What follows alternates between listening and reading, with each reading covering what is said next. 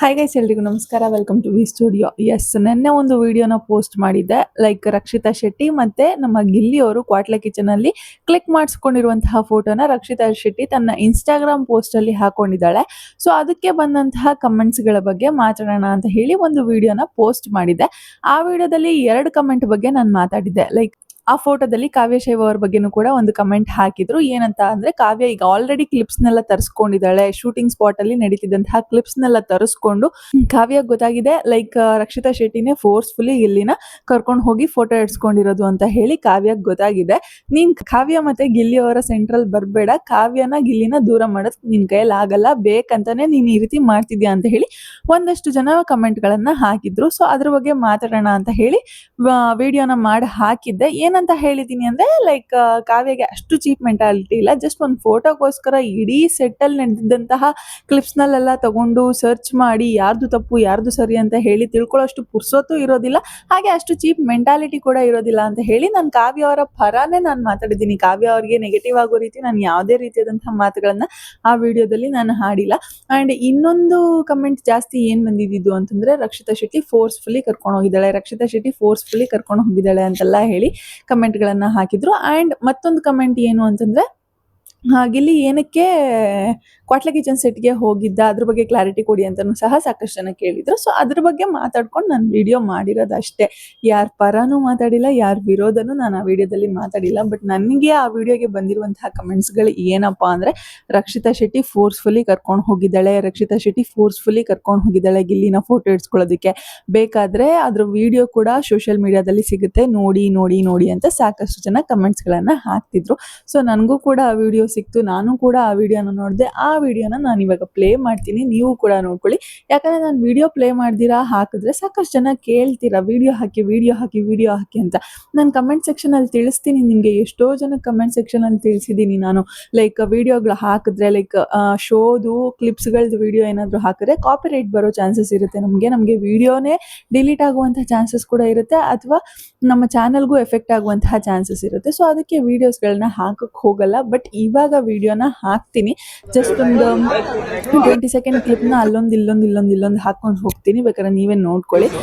ಅದರಲ್ಲಿ ನನಗೆ ಗೊತ್ತಾಗಿರೋದು ಏನಪ್ಪಾ ಅಂತಂದ್ರೆ, ಗಿಲ್ಲಿ ಅವರು ಕ್ವಾಟ್ಲೆ ಕಿಚನ್ ಸೆಟ್ಗೆ ಹೋಗಿದ್ದಾರೆ. ಎಸ್, ಆಫ್ ಕೋರ್ಸ್ ಪಳಾರ್ ಮೂವಿ ಶೂಟಿಂಗ್ ಅಲ್ಲೇ ಪಕ್ಕದಲ್ಲಿ ನಡೀತಿದ್ರಿಂದ ಗಿಲ್ಲಿ ಅವರು ಒಂದು ವಿಸಿಟ್ ಹಾಕೋಣ ಅಂತ ಹೇಳಿ ಹೋದ್ರು, ಅಥವಾ ಯಾರೋ ಬೇರೆಯವರೇ ಕರ್ಕೊಂಡೋದ್ರು, ಬಾಗುರು ಅಂತ ಹೇಳಿ ಕರ್ಕೊಂಡೋದ್ರು ಗೊತ್ತಿಲ್ಲ, ಹೋಗಿದ್ದಾರೆ. ಹೋದ್ಮೇಲೆ ಅಲ್ಲಿದ್ದಂಥ ಟೀಮ್ ಮೆಂಬರ್ಸ್ಗಳು ಮಾತ್ರ ಗಿಲ್ಲಿಗೆ ಕ್ವಾಟ್ಲೆ ಕಿಚನ್ ಏಪ್ರನ್ ಹಾಕೋದಾಗಿರ್ಬೋದು, ರಕ್ಷಿತಾ ಜೊತೆ ನಿಲ್ಸೋದಾಗಿರ್ಬೋದು, ಇದೆಲ್ಲವನ್ನು ಸಹ ಮಾಡೋದು ಟೀಮ್ ಮೆಂಬರ್ಸ್, ರಕ್ಷಿತಾ ಶೆಟ್ಟಿ ಅಲ್ಲ. ನಾನು ವಿಡಿಯೋ ನೋಡಿದಾಗ ನಾನು ಅಬ್ಸರ್ವ್ ಮಾಡಿದ್ದೆ, ಕ್ವಾಟ್ಲೆ ಕಿಚನ್ ಅಲ್ಲಿ ಟೀಮ್ ಮೆಂಬರ್ಸ್ ಹಾಕೋಗುರು, ನಡಿಗೋರು, ಒಂದು ಫೋಟೋ ಇಡ್ಸ್ಕೋಗುರು ಅನ್ನೋ ರೀತಿ ಲೈಕ್ ಫ್ರೆಂಡ್ಲಿ ಆಗಿ ಮಾತಾಡ್ಕೊಂಡು. ಯಾಕಂದ್ರೆ ಎಲ್ರು ಪರಿಚಯ ಇರೋಂಥವ್ರೆ.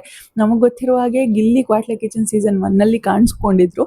ಸೊ ಎಲ್ರ ಮಧ್ಯನೂ ಒಂದು ಒಳ್ಳೆ ಬಾಂಡಿಂಗ್ ಅನ್ನೋದಿರುತ್ತೆ. ಸೊ ಆ ಒಂದು ಬಾಂಡಿಂಗ್ ಮೇಲೆ ನಡಿಗುರು ಹಾಕೋಗುರು ಅಂತ ಹೇಳಿ ಕ್ವಾಟ್ಲೆ ಕಿಚನ್ ಏಪ್ರನ್ ಒಂದು ಹಾಕಿ, ಅಂಡ್ ಆ ಟೀಮ್ ಮೆಂಬರ್ಸ್ ಅಲ್ಲಿ ಇದ್ದಂತಹ ಒಬ್ಬ ಟೀಮ್ ಮೆಂಬರ್ ರಕ್ಷಿತಾ ಶೆಟ್ಟಿಗೂ ಹಾಕು ಗುರು ಅಂತ ಹೇಳಿ ರಕ್ಷಿತಾ ಶೆಟ್ಟಿಗೂ ಹಾಕ್ಸಿ ಹೋಗಿ ಅವರ ಒಂದು ಕಿಚನ್ ಟೇಬಲ್ ಹತ್ರ ನಿಲ್ಸ್ಕೊಂಡು ಫೋಟೋ ಕ್ಲಿಕ್ ಮಾಡಿಸಿದ್ದಾರೆ ಅಷ್ಟೇ.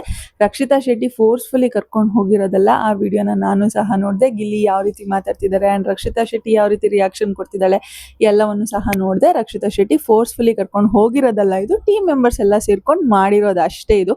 ಸೊ ಇಷ್ಟು ಸಿಂಪಲ್ ವಿಚಾರನ ಏನೇನೆಲ್ಲ ಕತೆಗಳನ್ನ ಕಟ್ಕೊಂಡು ಹೇಳ್ತಾ ಇದ್ದೀರಾ ನೀವು. ಇವಾಗ ಇದ್ರ ಬಗ್ಗೆ ನೀವೆಲ್ಲ ಈ ರೀತಿ ಕತೆ ಕಟ್ಟಿ ರಕ್ಷಿತಾ ಶೆಟ್ಟಿನೇ ಫೋರ್ಸ್ಫುಲಿ ಕರ್ಕೊಂಡು ಹೋಗಿ ಮಾಡಿಸ್ಕೊಂಡಿರೋದು ಅಂತೆಲ್ಲ ಹೇಳ್ತಿದ್ದೀರಲ್ಲ, ಅದೇ ರೀತಿ ಇದೇ ಕಮೆಂಟ್ ಅನ್ನ ಯಾಕೆ ಮುಂಚೆ ಹಾಕಿಲ್ಲ?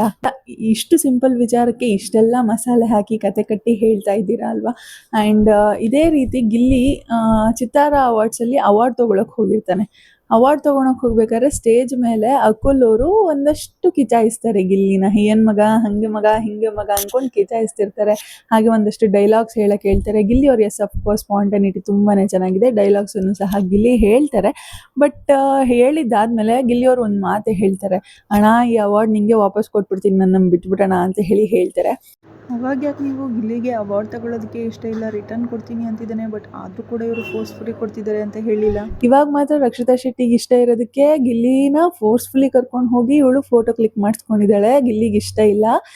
ರಕ್ಷಿತಾ ಶೆಟ್ಟಿನೇ ಫೋರ್ಸ್ಫುಲಿ ಕರ್ಕೊಂಡೋಗಿ ಕ್ಲಿಕ್ ಮಾಡಿಸ್ಕೊಂಡಿದ್ದಾಳೆ ಫೋಟೋನ TRPಗೋಸ್ಕರ ಅಂತೆಲ್ಲ ಹೇಳ್ತಿದ್ದೀರಾ. ಬಟ್ ಗಿಲ್ಲಿಗೆ ಅವಾರ್ಡ್ ತಗೊಳಕ್ ಇಷ್ಟನೇ ಇರಲಿಲ್ಲ.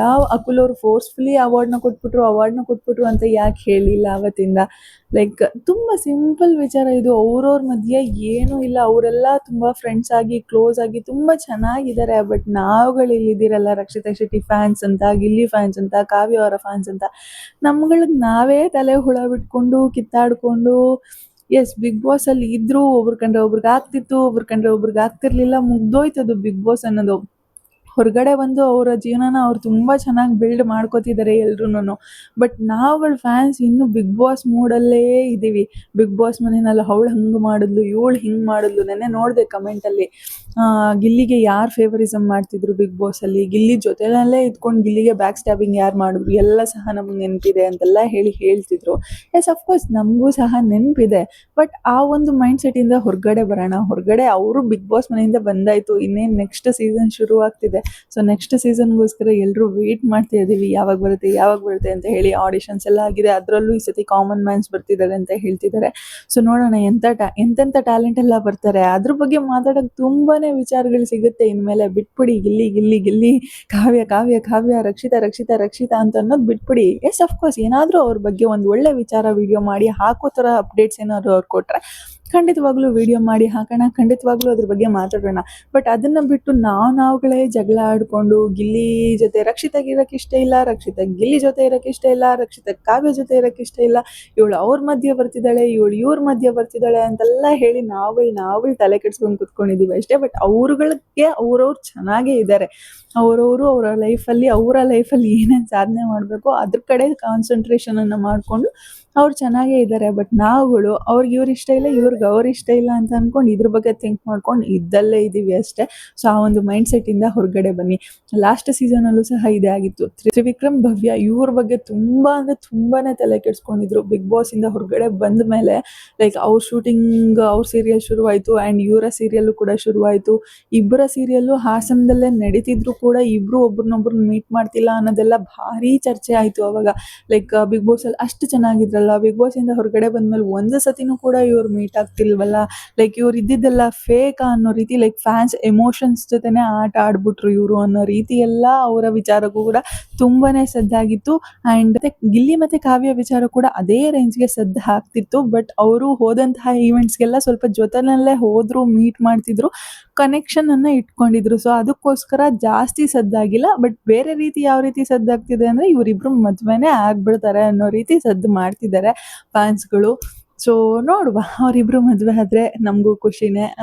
ನಾವು ಕೂಡ ಚೆನ್ನಾಗಿರಲಿ ಅಂತ ಹೇಳಿ ಹಾರೈಸೋಣ.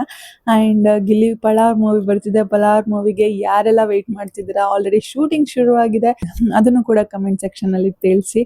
ಆ್ಯಂಡ್ ಎಸ್, ಇವತ್ತಿಗೆ ಲೈಕ್ ರಕ್ಷಿತಾ ಶೆಟ್ಟಿ, ಗಿಲ್ಲಿ, ಕಾವ್ಯ ಅಂತ ಹೇಳಿ ಮೈ ಪರ್ಚ್ಕೊಳೋದನ್ನ ಬಿಟ್ಬಿಟ್ಟು ನೆಕ್ಸ್ಟ್ ಸೀಸನಲ್ಲಿ ಕಂಟೆಸ್ಟೆಂಟ್ಗಳು ಬರ್ತಾರಲ್ವ, ಅವ್ರ ಬಗ್ಗೆ ಮಾತಾಡೋಣ ಅಂತ ಹೇಳ್ತಾ thank you so much. Love you all. Take care. Bye.